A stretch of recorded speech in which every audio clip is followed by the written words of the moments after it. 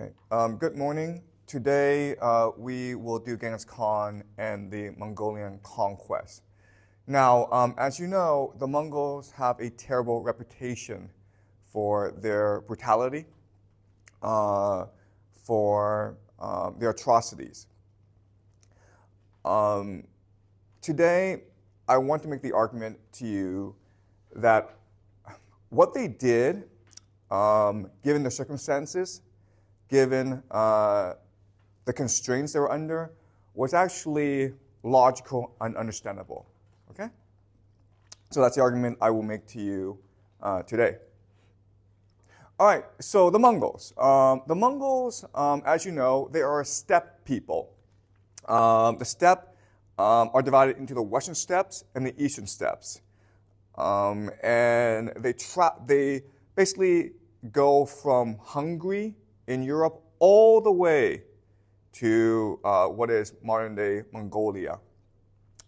And as we discussed, steppe culture is very different from agricultural culture that we find in the Levant, in Anatolia, Mesopotamia, and in China.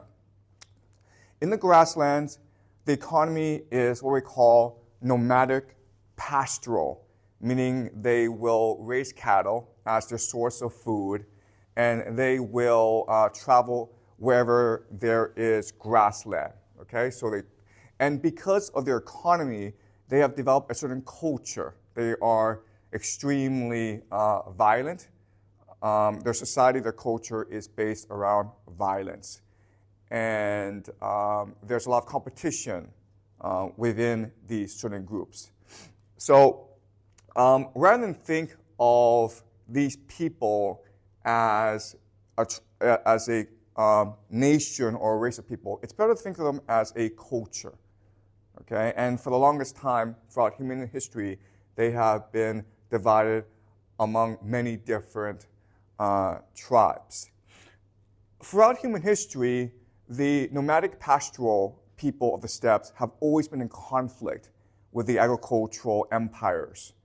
So in response, the agricultural empires, China and the Persians, they have built walls and fortifications to counter their threat, okay? So as you can see, the Mongols will eventually come south and invade most of China. And historically, the response has been the Great Wall of China, okay? But also in Central Asia, the steppe people have been a threat as well, and they have built fortified cities as a response, okay? So even though the steppe people and their agricultural empires have always been in conflict, the Mongols have had a unique reputation in Western history as the most brutal, as the most violent. Okay, so the question we're looking at today is, why were the Mongols unique in their brutality? Okay, so there are lots of things that were said about the Mongols that we now know today are not true. Okay, so for example, back in the day, they had a reputation for cannibalism. They ate their opponents, they ate their enemies, and we know that's not true today. They also had a reputation for being devious. So for example, when they approached an enemy, they would hold the cross. Okay, the cross is a symbol of Christianity. So the Christian enemies would see this and think that they are allies. Okay, and only when they discovered that these are actually Mongols, but by then it was much too late. Okay, so the Mongols had a reputation for being extremely devious. They had a reputation for wanton brutality. They would destroy entire cities and kill all the people. Previously, historians believed they killed about 65 million people. Today, that figure is disputed. Okay, but if that were the case, then the Mongols killed more people than any other regime in human history before the 20th century. Genghis Khan is considered the greatest conqueror in human history. So the statistic that surprises everyone is 1 out of 200 males today, they're a direct descendant of Genghis Khan. So that's like 60 million people, okay? 60 million males in the world are direct descendants of Genghis Khan, right? So that is the reputation that the Mongols had for most of history. And what I want to show you today is the Mongols are not unique among the steppes people, okay? And the way they behaved, there was a strategy, there's a logic to the way they behaved, given the circumstances and constraints they found themselves under. Okay, so as you know in this class, the steppe people were the greatest conquerors in human history. Okay? So this started with the Yamnaya, who were based in the Ukraine area. And we know the Yamnaya, who are also referred to as the Proto Indo-Europeans, as well as the Aryans. Okay? They spread throughout most of the Western world. So they went to Europe, and as you know, they basically replaced the entire male population of Europe. And they intermarry with the local woman to create European culture.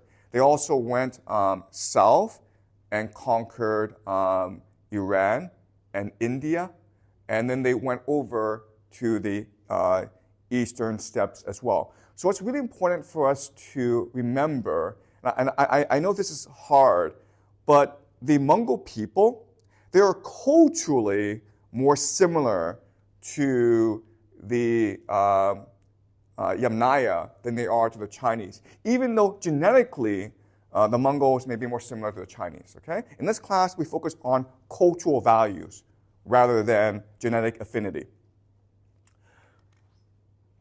Okay, so over time, what will happen to the Western steppes is it will slowly acclimatize itself to the surrounding agricultural empires. And slowly, the Western steppes will become integrated into the agricultural and into their agricultural neighbors. So the example here is Scythia. Okay, so Scythia is slowly it's an empire, it's a steppe empire, but slowly it's about to integrate itself into what is modern-day Eurasia. Okay, from the Scythians, you will have a rise, something called the Median Empire, which will then give way to the Persian Empire. Over in the eastern steppes, okay, the steppe people come into conflict with the Han dynasty. And the Han dynasty, as we know from last class, is really the last ethnically Chinese dynasty. And they are intent on a policy of eradication against the steppe people. So they come into conflict with the steppe people, who are now called the Xiongnu, okay? And what this conflict will do is drive these people west, okay? And this is interesting for us because when they go west, they will splinter off into different groups. When they go all the way to Europe, they will be known as the Huns. Okay? You may know Attila the Hun. Well, Attila the Hun is what was the leader of these people. The Huns will drive the Western steppe people, meaning the Goths, into the Roman Empire, causing conflict with the Roman Empire. Okay? And the Goths will become the foundation of modern-day Europeans. Okay? So this is the Hun Empire at its peak when it's in conflict with the Roman Empire. The steppe people, the Huns, will also give rise to a people called the Gurturk Empire. Okay? And they will sweep down and they will become the Seljuk Turks, which will take over Mesopotamia. And then eventually you will have emerge the Ottoman Empire from these people. Right? So, in other words, the Mongols are just the most successful iteration of the steppe people and their conflicts with the agricultural empires. So, the Mongol Empire is the second largest empire ever in human history. Only the British Empire had more land. The Mongols were the largest contiguous empire, meaning it was all interconnected together. All right. At its height, the Mongol Empire extended from basically what is modern-day Russia all the way to China. Okay, the empire that will take over the Mongols centuries later is the Russian Empire. Okay, the Russian Empire will take over a lot of Mongol territory. Because it is so large, after the death of Genghis Khan and his son Ogedei, the Mongol Empire will splinter into 4 major empires. Okay? And these 4 major empires themselves will assimilate and integrate into the local culture. The Golden Horde will eventually give rise to the Russian Empire. The Yuan dynasty will eventually fall and give rise to the Ming Empire. Okay, so even though they conquer a lot of territory, ultimately their empire is not sustainable. And later on, I will explain to you why it was not sustainable and why ultimately the Mongol Empire declined. But while it was still in place, it created something called the Pax Mongolica. Okay, this is Latin for the Mongol peace. You've heard of the Pax Romana. We are now living in the Pax Americana. Okay, so the Mongols created something called the Pax Mongolica, which just meant they believed in globalization. They wanted their conquered nations to trade with each other because they could collect taxes on the trade, and they encouraged people, especially merchants, to travel across their empire and trade with each other. And during this time, a very famous Italian named Marco Polo had a chance to visit the world, and his travels, especially those to China, captured the imagination of Europeans. This is really the first time that China figured into the European imagination. Okay? So this is a map of Marco Polo's travels. Okay? And as you can see, he basically traveled all across the Pax Mongolica. Okay? The problem, though, is that when you integrate the world like this, you also give rise to disease. So the Black Death traveled all across the world. Okay, so we believe the Black Death originated in Central Asia, in a place we call Kyrgyzstan today, and it traveled all over the Mongol Empire. It made its way to Europe, and it devastated Europe. Okay, it killed anywhere between 1/3 to half of the entire population of Europe. It traveled also to the former Islamic Empire, and it traveled to China, but it was not as devastating. Okay? It's very important for us to understand. The Black Death was devastating for Europe, but it was not that devastating for China and the Islamic Empire. And the reason why is sanitation and hygiene. So in China and in the former Islamic Empire, their cities were pretty well organized, pretty wealthy, pretty civilized. But in Europe, their streets were literally filled with manure. Okay, they had horses. They didn't have sanitation. People just threw shit onto the streets. And so, like, when you walk the streets, they were literally covered with shit. And in that sort of environment, disease is spread very rapidly. But the Black Death is important for us also because it will give rise to the Renaissance, which we'll do next week, okay? So without the Black Death, historians believe the Renaissance could not have happened. The Black Death basically meant a reset of European society, and it allowed massive innovation in Europe. Okay, so as you can see, the Black Death was extremely devastating for Europe.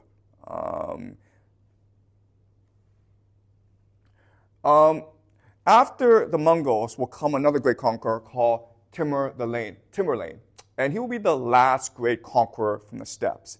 After after Tamerlane, the agricultural empires will develop the technology to repel the steppe invaders, mainly gunpowder, okay? The technology and mass armies will overwhelm the steppe people, and eventually, over time, the agricultural nations, mainly Russia, will start to colonize and conquer the steppes. Right? Okay, so let's look at today at Genghis Khan, who is the founder of the Mongol Empire. Okay? Genghis Khan will, first of all, unite the warring tribes of the Mongol people. He'll turn them into a confederation, and then the confederation will aim to conquer China, but then it will come into conflict with the Central Asian nations. And so Genghis Khan will embark on the Central Asian campaigns that are brutal. He'll wipe out entire cities. He'll kill all inhabitants. And he will lay the foundation for the Mongol conquests that will follow after him. Okay? And again, after the death of his son, Ogedei, the Mongols were split into 4 major factions, and they will attempt to continue the legacy of conquest. But what will happen is, after they conquer the Song Empire in 1279, they will attempt to conquer Japan and Vietnam. And when they try to do so, they will be repelled. They try to conquer Japan twice, and even though the legend is that Japan was saved by the kamikaze, right, the great divine wind, I will show you that's actually not true. There's another reason why the Mongols stopped invading Japan. So in the east, they've reached the limit of their conquest. They tried to conquer India as well, but when they tried to do so, they were repelled. And historians argue about the reason why this is the case. Some believe it was because of the climate of India. Some believe it was because the Sultan of Delhi had a organized and concerted response. Some other believe it was just internal fighting, okay? When they try to reach Europe, they will try to conquer Poland and Hungary. And even though they win every single battle against the Poles and Hungarians, they will ultimately turn back. And that will be the limit of their conquest in the West. So the Mongolian fighting style is great when you fight in flat plains, okay? These are horsemen with bows, okay? So they're fast, they can cover great distances. But when they try to reach Europe, and Europe is thick forest, right? They really can't conquer that terrain. One really stunning event is when they try to conquer Egypt. Remember, Egypt for the longest time was the wealthiest part of the Western world. But when they try to conquer Egypt, they run into a people called the Mamluks, who fight very similarly to the Mongols. In fact, the Mamluks are originally from the steppes as well. And for the first time, the Mongols will be defeated militarily on the battlefield. And this sort of destroys the aura of inevitability and invincibility that the Mongols had for the longest time. Okay? And this will be the extent of their conquest in the West. And after these conquests, the Mongol Empire will try to rule their respective empires, but ultimately they will fail. Okay? And later on, I'll explain to you why they were doomed to fail. And the irony is, the reasons that gave rise to the empire are also the reasons why their empire ultimately collapsed. Okay? Okay, so I want to first talk about Genghis Khan. And so we don't know much about Genghis Khan. What we do know comes from a book called The Secret History of the Mongols. So it is a oral history of the life and times of Genghis Khan and his son, Ogedei. Right? Now, the story in The Secret History is suspicious. And it's suspicious because it fits very well into the structure of Proto Indo-European myth. All right? So let me show you how it's similar. Okay, in the secret history, Genghis Khan, his mother, and again, they are in the Mongolian grasslands. His mother is about to be wed to her husband. So she's in her carriage, and she's along the way to her husband's tribe. But along the way, she is ambushed and kidnapped. That's a very common thing in that culture. The way that you obtain a wife is by stealing someone else's wife. And so she's forced to marry a stranger. But the stranger, Genghis Khan's eventual father, dies when Genghis Khan is 8 years old. When the father dies, the tribe abandons the mother and her young children. So they're forced to fend for themselves. Eventually, the mother finds a way to find a supporting tribe, and Genghis Khan slowly finds mentors for protection. He eventually finds a mentor who becomes his best friend, and this best friend's name is Jamoka. Okay, and the two together are great warriors, and they conquer a lot of territory together. In fact, when Genghis Khan's wife is stolen by a tribe, the two will race off and get the wife back. But by this time, Genghis Khan's wife is pregnant with another man's son. Genghis Khan raised the son as his own, and he made the son heir to his empire, which will cause great difficulties when Genghis Khan dies. Okay, but that just shows you the generosity of this man. Eventually, Genghis Khan will run into conflict with Jamoka, and the two are competing for control of the Mongol world. Genghis Khan kills him to achieve his dominance. And Genghis Khan will overthrow the existing Mongolian social order. Basically, all these top chieftains, all these top shamans, he will kill in order to unite the Mongol people and bring about a new social order, okay? So that's the story that we have from the secret history. And that's very similar, by the way, to other founding myths of other people. Like, for example, let's look at Rome, okay? So remember last semester we discussed Virgil's Aeneid, okay? And it's about the founder of Rome. His name is Aeneas. Aeneas is a prince of Troy, and he has to watch the destruction of Troy. He escapes the sacking of Troy, where everyone is killed, but he gets lost at sea. Okay? Eventually, he stumbles under Carthage, where he falls in love with a queen there named Dido. But the gods demand that he leaves Dido, the woman that he loves, and he's married. And he does. He betrays Dido, who then kills herself. Then he goes to Italy, where he has to fight a war in order to establish the Trojan people on Italy. And they will eventually give rise to the Roman people. Okay? So it's a very similar structure, the story of Genghis Khan. Let's go to another story from Rome. So the founder of Rome is named Romulus, who was a direct descendant of Aeneas. So there's a king called Numitor, and his brother Amelius usurps the throne. And once Amelius usurps the throne, he puts Numitor's daughter into a temple and makes her a virgin. Okay, but Mars, the war god Mars, visits her and impregnates her with twins.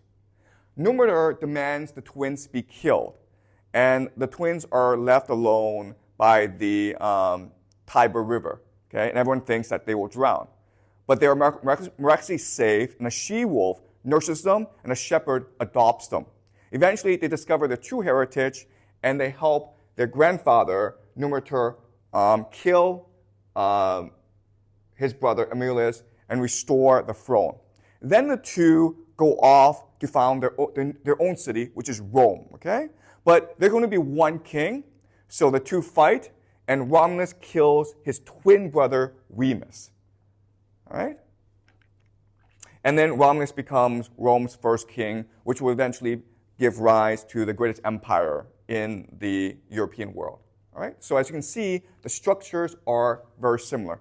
So let's go over very quickly the structure and meaning of Proto Indo-European myth. the thing I want you to remember is that what mythology ultimately is, it's a collective subconscious of a culture. Okay? By understanding mythology, we can understand the fundamental values that underpin this culture. So, what is the structure we're looking at? Okay, the structure is this. First, the gods favor a man with a divine mission. But the man himself does not understand this divine mission. Okay? The gods have picked this man for whatever reason, and this man must fulfill his divine mission. And in the process, he will suffer hardship to become as hard as a sword, okay? Hardship makes you committed. It makes you strong. And to recognize his mission, okay? In the process, he's asking himself, why am I being persecuted? Why am I suffering so much? And then eventually, he will have an epiphany. He will recognize, oh, it's because the gods have a mission for me that I must fulfill. That's why I'm suffering. That's why I'm being persecuted. It's to make me strong and committed, okay? And he will sacrifice his beloved to prove his commitment to his divine mission. Okay? This is really important. In Proto Indo-European myth, the hero must always sacrifice his beloved. So remember in the story of Genghis Khan, he kills his best friend, Jamoka. Okay? And you think, okay, what's the big deal? Well, in that culture, when two warriors are best friends, they're not just friends, okay? They're basically lovers. They have sex with each other, and that's why they're such great warriors together. It's a very common thing. So remember the Iliad, where in the Iliad, Hector kills Patroclus, and Achilles becomes so enraged that he goes and kills Hector, okay? So why did Achilles become so enraged? Because Patroclus was his best friend, which at that time everyone understood to mean Patroclus and Achilles were lovers. Okay? Achilles loved Patroclus. So when Genghis Khan killed Jamoka, he was basically killing the man he loved the most in this world. Okay? That's a very important part of Proto Indo-European myth. You have to show your commitment by making the ultimate sacrifice, which means killing the person you love the most.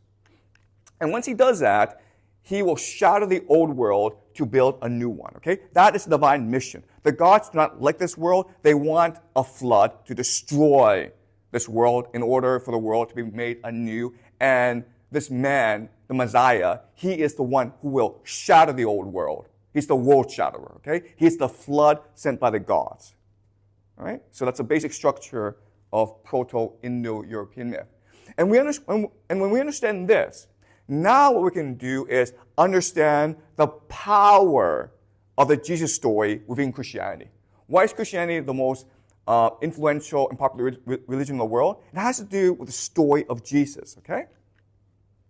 In the story of Jesus, according to the Gospel of Mark, let's look at the structure, okay? It's very similar to Proto-Indo-European mythology. Jesus has a secret divine mission, okay? He's sent by God, or he is God, who's come to redeem the world. He must suffer persecution and doubt, okay? So everyone doubts who he is. No one knows who he is. He's laughed at, he's mocked, okay? He then is sacrificed to wake the world. He kills himself, or he is sacrificed so that everyone knows how much God loves them. And with God's sacrifice, this cycle of violence ends and a new history begins, okay? So in Proto-Indo-European myth, what's important is that you kill your beloved. But the founding myth of Christianity is, no, I kill myself to show you that violence is terrible, okay? Once God has killed himself, once God has sacrificed himself, it means that all violence now must cease. The cycle of violence, the cycle of using violence to redeem the world, to cleanse the world, must come to an end. Okay? And that's the very idea, foundational idea of Christianity. And so what Christianity is doing, and it's very clever, is it's taking the collective subconscious that's embedded in every individual and implanting a new idea within the subconscious that grows and grows. Okay? It's almost like a virus until people recognize that violence is bad. Proto-Indo-European mythology celebrates violence, right? Christianity believes violence is the worst thing. Okay, so let's sorry, this is a bit, okay. All right, anyway, I'll just read it to you, okay? So this is the ending of Mark, okay? Then Jesus gave a loud cry and breathed his last, okay? So he's been sacrificed. He's died. And the curtain of the temple was torn in two from top to bottom. The temple is the second temple in Jerusalem, where Yahweh is. And at the very top of this temple is a room called the Holy of the Holies. That's where God lives. And the curtain is what hides God from the world, okay? So when Jesus dies, the curtain now is torn in half, meaning God is now released into the world, which means that everyone now has access to God. God is now on earth, okay? Now when the centurion, the soldier, who stood facing him saw that in this way he breathed his last, he said, truly, this man was God's son.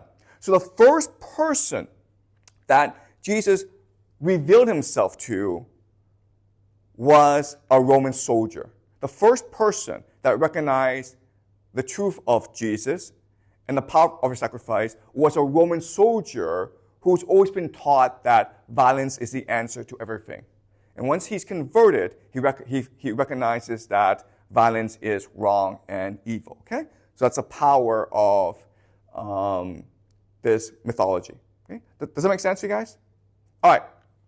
So now I want to look at real history, okay? Because this is mythology. And what I want to do now is show you that Genghis Khan fits into a pattern of a great conqueror. If you look at all the great conquerors of human history, and I'll list 4 right now, okay? Sargon of Akkad, Philip of Macedon, Julius Caesar, and Genghis Khan, you will see they are very, very similar, okay? So let's look at Sargon of Akkad. Remember before, in Mesopotamia, it was divided into the Sumerian city-states that warred with each other. And these were walled cities. Because these were walled cities, they couldn't really conquer each other, okay? Sargon of Akkad figured out a way to conquer everyone and build the first empire in world history called the Akkadian Empire. So we don't know much about him, but this is what we know. First of all, he was probably a mercenary, okay? It's very common back then to be a mercenary because these city-states were at war with each other always. He was a cupbearer to the king Zabba of Kish. Kish is one of these city-states in Samaria. Now, guys, cupbearer is a very important position. A cupbearer means that when you're at the king and you have a feast or a festival for your people, the cupbearer is the man who stands beside you and pours you the alcohol, the wine, right? Which means this is the man you trust the most. So what does it mean for Sargon of Akkad to be a cupbearer? Well, it probably means that they were lovers. The king and Sargon were lovers who loved each other deeply, okay? But that doesn't prevent Sargon from killing the king and taking the throne, which starts this massive war in the city-states in which Sargon will eventually triumph, okay? So the thing about Sargon is he is really good at winning the favor of mentors, right? And ultimately he will betray mentors in order to achieve his ambition. Well, that's also true for Philip of Macedon. So Philip of Macedon, he's a prince of Macedon. And at this time in the Greek world, Thebes was the dominant military power. Thebes defeated Macedon in a battle, and Thebes demanded hostages. So Philip was sent as a hostage to Thebes, where he is now mentored by the greatest military strategist of this time, named Epaminondas, okay? And so Philip II is learning how to win battles. He's learning all the major military innovations of this time from the greatest general of this time. And then what he will do is he will return to Macedon, reorganize the Macedon army, and then take them to conquer Thebes, as well as the entire Greek world at the Battle of Chaeronea. Okay? Well, this pattern is also true for Julius Caesar. At this time, which is about like 50 BCE in Rome, Pompey the Great is the greatest general. He's the man that everyone admires. He has most political power. So what Julius Caesar does is he marries his daughter to Pompey the Great, And this forms a political alliance between the two. Pompey the Great grants him generalship of the province of Gaul, where Julius Caesar will win military glory. Okay? It basically establishes the power, prestige, and fame of Julius Caesar. And this will start a civil war in which Julius Caesar will defeat his mentor, Pompey, at the Battle of Pharsalus. Okay? Very similar pattern. Well, the same is also true for Genghis Khan. He is mentored by two chieftains, Jamaka and Togol, and he will defeat both in order to gain leadership of the Mongol world. So it shows you how ruthless and ambitious these great conquerors are. But at the same time, let's remember this. Philip II had a really talented subordinate in Parmenion. Parmenion was really the person in charge of the Macedon army. In fact, it was Parmenion who was most responsible for Alexander the Great's conquest of Persia. Okay? Julius Caesar had a talented subordinate in Titus Labienus, who was responsible for his victories in Gaul. And then Genghis Khan had a talented subordinate in Subutai, who was considered one of the greatest military strategists ever. Okay? And so what this tells us is they're able to exercise tremendous judgment in people. They know who to trust. They know who not to trust. They know who is talented and who is not talented. They know how to win the loyalty of their subordinates. Okay, that's a very impressive skill. And then the question then is, how is it possible that they are ruthlessly ambitious, yet at the same time they're able to delegate power in a very effective manner? And the answer is, they all believe they have a divine mission. Their goal is not to conquer the world. Their goal is to change the world for the better as demanded by the gods. Does that make sense? That's the only way we can understand this. Each in their own way believe they are the Messiah, sent by the gods to shadow the world so that it can be built anew. Okay? And that's what drives them to kill their beloved. And that's what drives them to do what they do, okay? All four, ultimately, they are able to conquer the world because they develop a professional, meritocratic, and innovative army, okay? What does professional mean? It means that, look at Sargon the Great, Sargon of Akkad.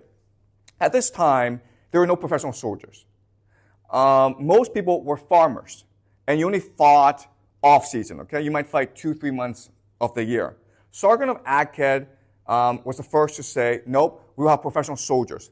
Everyone else will pay taxes in order for me to pay my professional army, but these are professional soldiers. They are full-time soldiers at war, okay? Meritocratic means the system before was the nobility always had a priority. The nobility was always right. And Sargon of Akkad made the system more open and fair and meritocratic. So if you were talented and you were brave, you could rise within the ranks of the army regardless of your heritage and your background. Innovative means they were always adapting and learning. So Sargon of Akkad was able to conquer the Sumerian city-states, which again were walled, by adopting siege warfare, which was unheard of before. Okay? And the same is true for Philip, Julius Caesar, and Genghis Khan. Right? So again, Genghis Khan fits into a pattern here of what these great conquerors look like. Does this make sense to you guys? Any questions so far? All right, let's continue. Okay, so now I want to discuss why the Mongols did what they did. Okay? Why did the Mongols commit so many atrocities? What was the logic or reasoning behind their brutality? All right. In order for me to do so, I'm going to introduce to you today a new analytical model called game theory. Okay? The idea of game theory is this. All human interaction can be perceived as a game in which at least two people are playing, and they're trying to defeat each other. Okay? So, for example, let's just say, these two guys are fighting each other. Okay? They want to kill each other. Now, according to game theory, each person has a distinctive optimal strategy. Okay? It's called optimal strategy. Optimal strategy is, given the constraints of your circumstance, what is the best way for you to win? Okay, so if you're the big guy, okay, this is the big guy, he wants the game to be fair, which is like, let's just arrange to fight at a certain time, and we'll fight, okay? And he wants to use this strategy because he is most likely to win. But if you're this guy, a small guy, right, let's call him A, and you're fighting B, you don't want to do that because you're bound to lose. So what you do is you figure out a time when B is most vulnerable. Maybe when he's asleep or he's eating, and you attack him then, okay? You basically have to cheat in order to win. So each individual has a distinctive optimal strategy, all right? Now, this sounds easy, but it's not, because often there are multiple players in the game, okay? So you have C and you have D.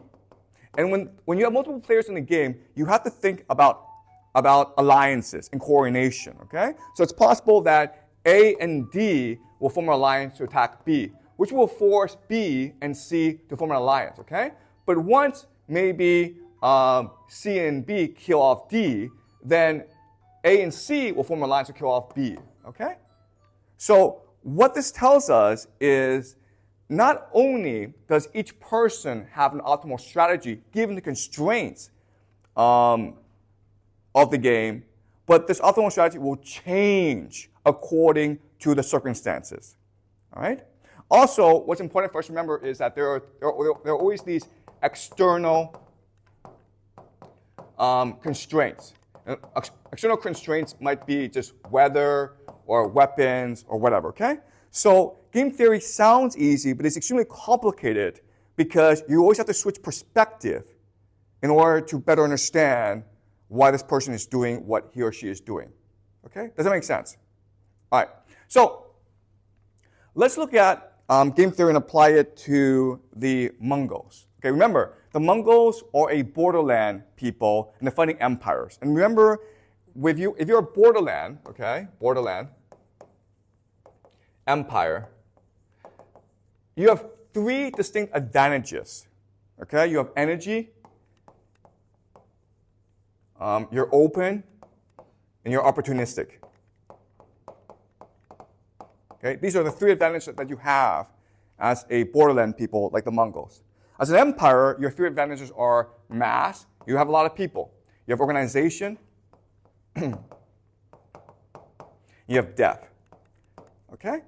So it seems, so again, given the strengths, it is not that easy to determine who will win. Okay? But we're trying to figure out the mentality of the Mongols. Okay? We know the Mongols have these three strengths, and they're trying to defeat the empire, which has these three strengths. At the same time, we have to remember the Mongols themselves have three fundamental weaknesses that they must compensate for if they are to win, okay? So let's go over their major constraints. The first constraint that they have is extremely low population. Okay, there are not that many of them. In fact, they're often outnumber 100 to 1. And so that's a major constraint.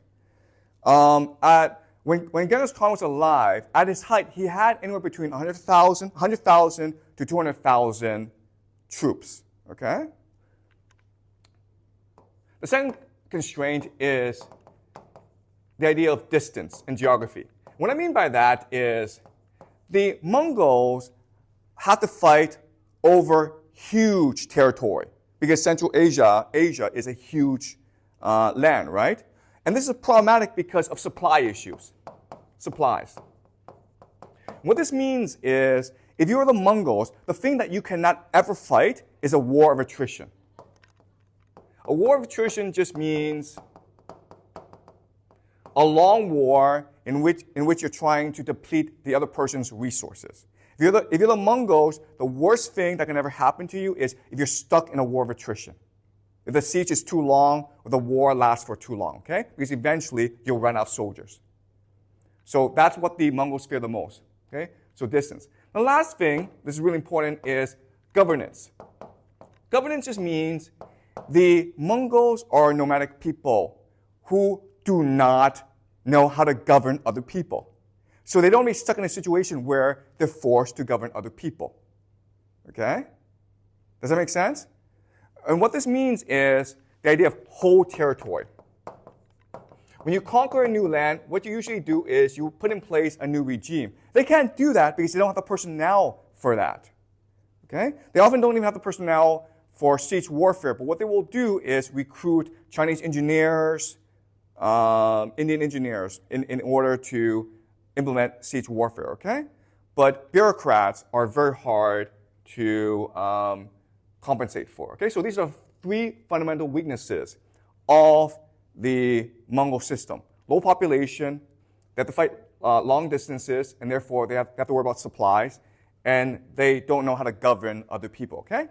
And if we do this, okay, if we look at what the strengths are, and we look at what their fundamental constraints are, then we can figure out what their optimal strategy is, okay? So this is the optimal strategy for the Mongols.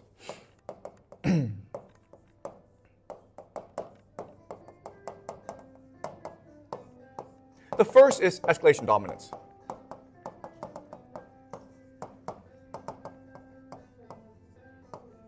Okay, escalation dominance is this, okay? There's a concept in political science called escalation ladder.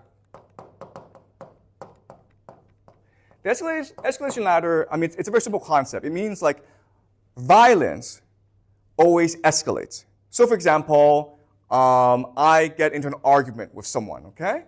Well, what first happens is we start to argue, but then eventually this argument becomes much more heated and we start to push each other, okay? Then I might throw a punch, he throws a punch back, then I might bite him, he might bite me back, I might pull out a knife, he might pull out a gun, okay? This is called escalation ladder, okay? Violence has to happen over time, okay? And this is fine, but the problem is, what if you're fighting multiple people at once, right? So what you want to do is show other people that you are more dominant, okay? So if you insult me, I'll put a gun on you and I'll shoot you, okay? That's the idea of escalation dominance. I always have the capacity to inflict more damage on you than you could ever possibly inflict on me, okay? And that's why the Mongols did what they did. So what would often happen is the Mongols would send a trade delegation to a nation to negotiate a trade deal. And the nation, usually in Central Asia, they would kill all the delegation in order to insult Genghis Khan. In response, Genghis Khan would send his army to destroy the entire city, burn down the city, and kill everyone, okay? This is the idea of escalation dominance. You have to prove escalation dominance if you are to be a viable threat to everyone, okay? So that's the first idea, escalation dominance. Second idea is the idea of terror, or what we call psychological warfare. If you are badly outnumbered in warfare, then you have to make people afraid to fight you, okay? If you cannot govern people, if you don't know how to properly manage people, you have to make people afraid to rebel. Okay? So the Mongols were notorious for psychological warfare. So for example, what they would do is this. They would conquer some territory, and to ensure the villagers would not ever rebel, they would send one Mongol soldier into the village. Okay? And this is one soldier, and there might be 1,000 villagers. And then what this Mongol soldier will do is randomly kill some villagers. He'll say, hey, you guys come over here, line up, and he starts killing people randomly, okay? And if the villagers ever rebel and kill him, then the Mongols will come and kill everyone in the village, right? So that's the idea of psychological warfare. But the Mongols do this to themselves as well, okay? So the Mongols have a system where units are divided into units of 10, okay? So 10 soldiers, and then these 10 soldiers times 10 will make up a unit. So what would happen is this. If ever in a battle, one soldier ran away from battle, all of the people in these units would be executed, okay? But if one unit ever ran away, then the next unit, 100 of them, would all be executed. Okay? So this gives everyone an incentive to make sure your fellow soldier does not run away. Okay? So the Mongols had psychological warfare not just for other people, but also for themselves. And that's just the way the Mongols fought. And they had to fight like this, given the fact they were greatly outnumbered. And they had to win quickly against their enemies. Right? Does that make sense? Okay? And the last thing, which is the most important, is they had to create an aura of inevitability and invincibility. At this time, people were literally telling people, these Mongols are not human. They are demons. They have come from Tartarus.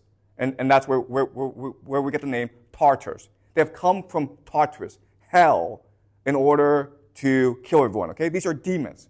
Guess what, guys? The Mongols wanted this reputation, okay? They did everything they could in order to promote this reputation because it gave them an aura of inevitability and invincibility. They could not be defeated. There's no point in trying to defeat them. So let's just give up, okay? And most did. Most said, like, the Mongols were able to conquer so much territory so fast because they had this aura of inevitability and invincibility, and most people just gave up. They just paid tribute. And if you didn't do so, then they would use escalation dominance and terror to kill everyone, okay? And they would send refugees all around the world so everyone would know about the ferocity and brutality of the Mongols. Okay? Does that make sense, guys? So in other words, I hate to say this, but according to game theory, everything the Mongols did made complete sense. Okay? In fact, it's their optimal strategy. Okay? Given the circumstances, given the constraints, what they did was completely logical and reasonable, even though it resulted in the deaths of tens of millions of people. Okay? Does that make sense? All right. Okay, so now let's discuss why their empire collapsed. All right, so there's a fundamental weakness in the entire Mongol optimal strategy approach. It's a great strategy if you are trying to conquer other people. But when you're trying to govern them, okay, it's an issue. All right, so as we discussed, the Mongols are great warriors, like all steppe people, because of their cultural values. This is a culture, okay, that emphasizes three things. First is freedom. Second is egalitarianism, okay? And the third is self-reliance. Okay? So rather than think of the army as an empire or organization, it's more like a confederation. People choose to join this confederation because of the immense rewards that can be achieved through conquest. Okay?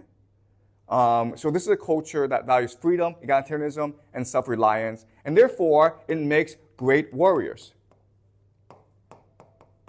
The problem, though, is the cultures they conquer were extreme hierarchies.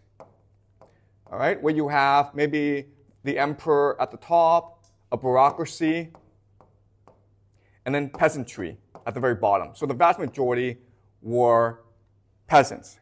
Okay? Now, I know this is hard for us to understand, but the reason why the Mongols were able to conquer these empires were almost a contempt for these empires. Does that make sense, guys? The Mongols had absolutely no respect for these empires. They thought they were weak, they thought they were corrupt, and decadent, okay? So the Mongols were able to conquer them, okay? Does that make sense? There's a contempt for them. The contempt is this. Underlying the optimal strategy of the Mongols is a concept that never existed in human history before. And the concept is this. People are an infinite resource. Okay? So throughout most of human history, people were the most valuable resource. There wasn't that many people around. Therefore, you had to treat people nicely if you want to maximize their productivity. Okay? But where were the Mongols based? They were based in East Asia. They were based in China, basically. And in China, because of the empire, people were treated like an infinite resource. You could massacre them. You could send them off in human wave attacks. It didn't matter because they were an infinite resource. And this idea never existed before in human history. And in the Western world, this concept is radically revolutionary. It was unimaginable, like, you could do this. So remember, Julius Caesar, even though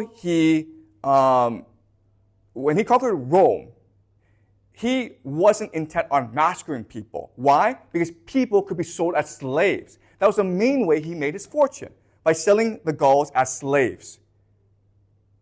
Okay? But if you believe that people are an infinite resource, then you don't want them as slaves. Okay? You want to kill as many people as possible in order to inflict terror. Okay? So that's the issue with the Mongols.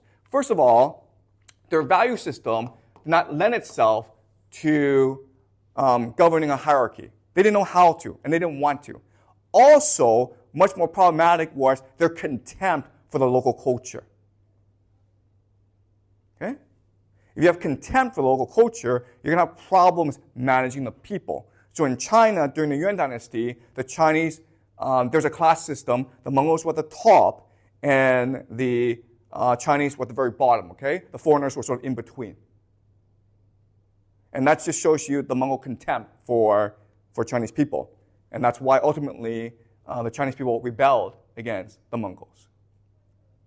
Right? Now eventually, the Mongol leadership would recognize this problem, and they would try to adopt a Chinese-style bureaucracy. But a bureaucracy, and we discussed this, comes into conflict with the nobility. Okay? Nobility. The nobility is intent on maintaining the Mongolian culture. They did not want to assimilate. But the emperor recognized you have to assimilate if you are to have this empire. And because they couldn't agree, the nobility and the emperor couldn't agree, ultimately it led to the collapse of the Mongol Empire. Okay? All right? So that's the history of the Mongols. Any comments? Any questions? I know Doug is. Can you speak I don't have any questions yet, though. But do you want to make a comment? Because I know you've studied the Mongols quite in detail. Well, I'm kind of scared. This is on YouTube. Okay. All right. Yeah. All right. So yeah, it's fine.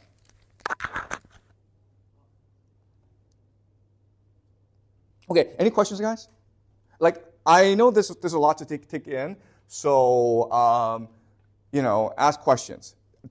Tell me where areas you are confused by.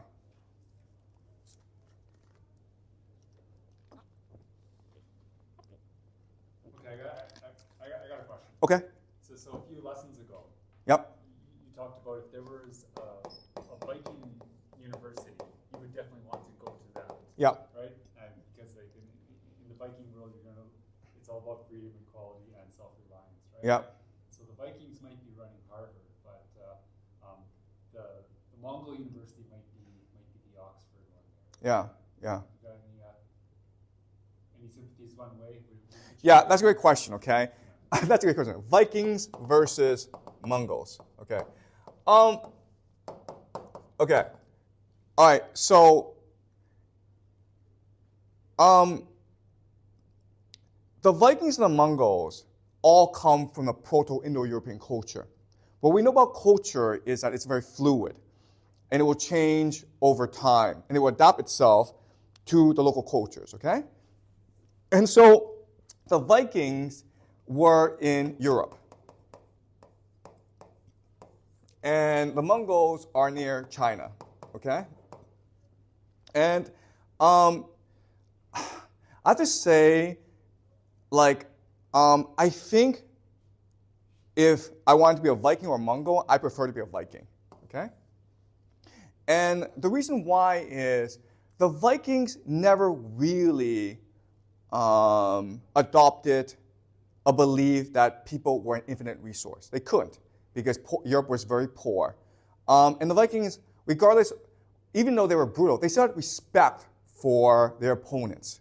They never developed a contempt for their opponents. They're surrounded by the Byzantines, the Muslims, and the Europeans. And these were great warriors.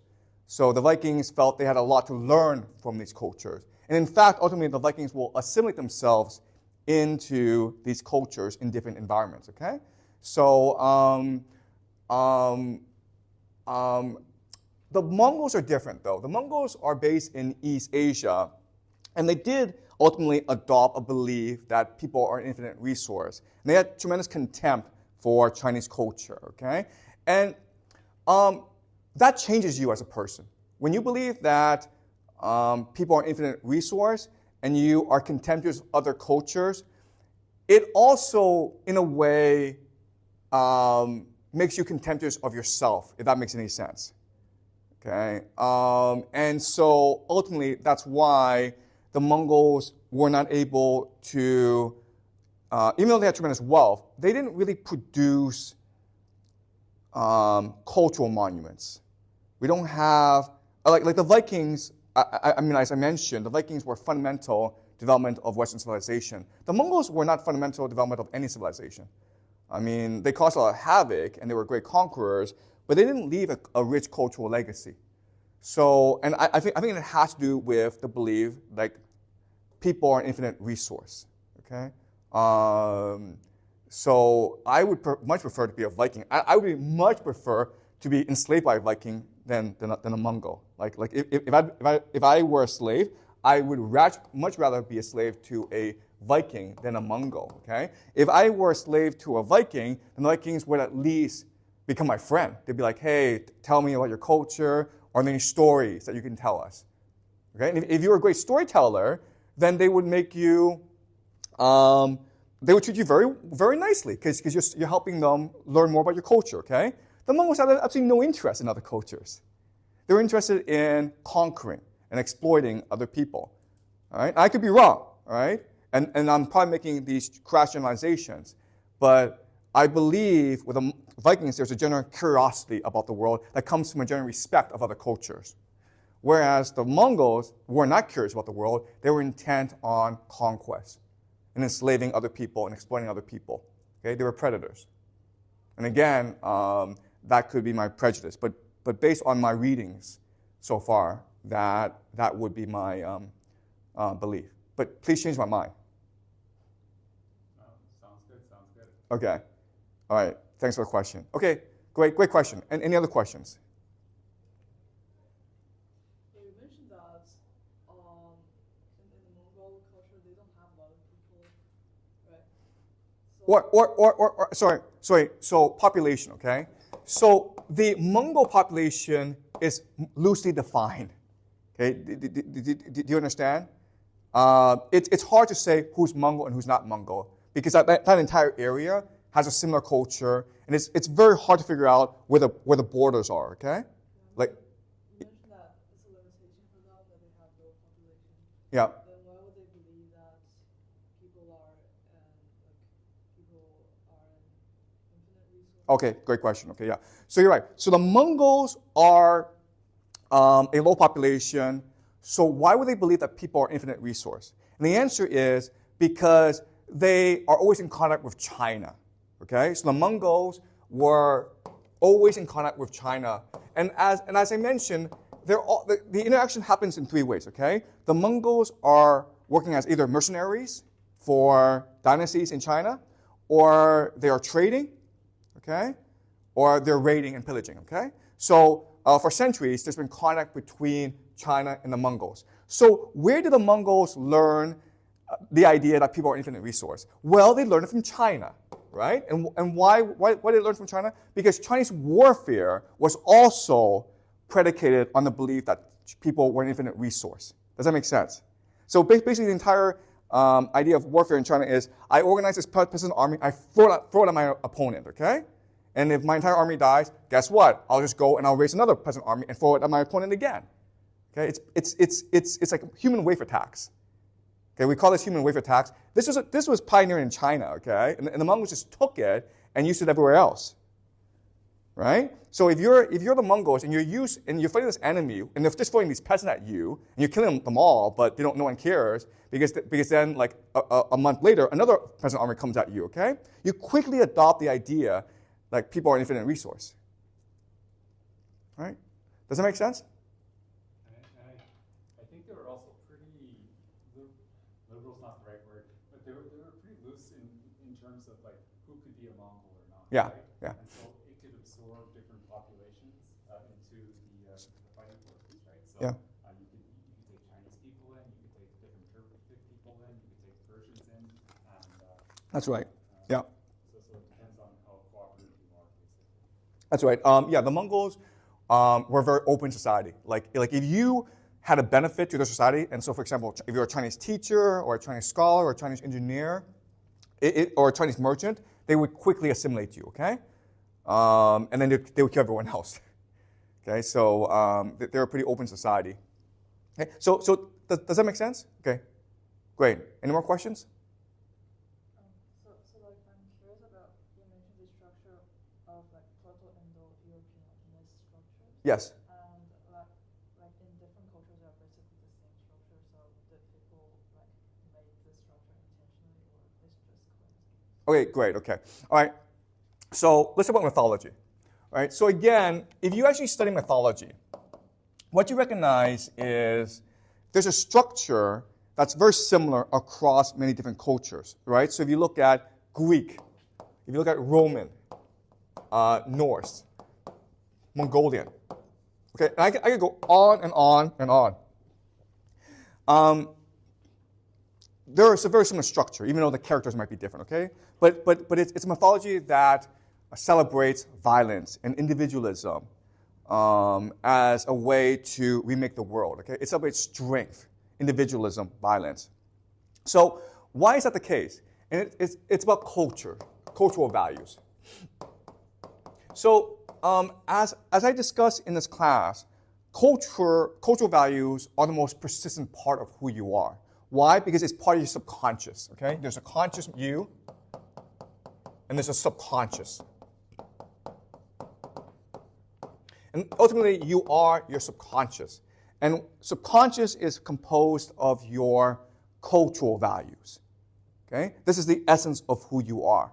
So even though the Proto Indo-Europeans, they were going into different environments, and they were assimilating themselves into different environments, and they look physically different, culturally, subconsciously, they shared a similar value system. And this value system will then go on to inform the way they perceive the world, their worldview.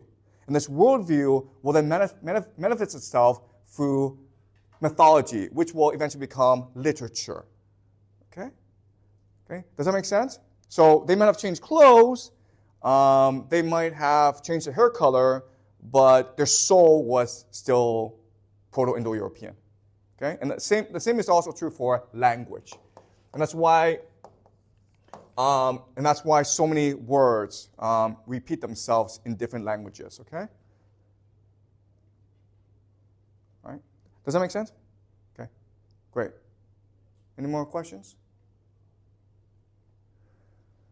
I got one when the camera's off. You don't want this one. Okay, all right, okay, great. So next class, we will go back to Europe. We will do the Crusades, which will then take us to the Renaissance and the Reformation and the Silent Revolution, okay?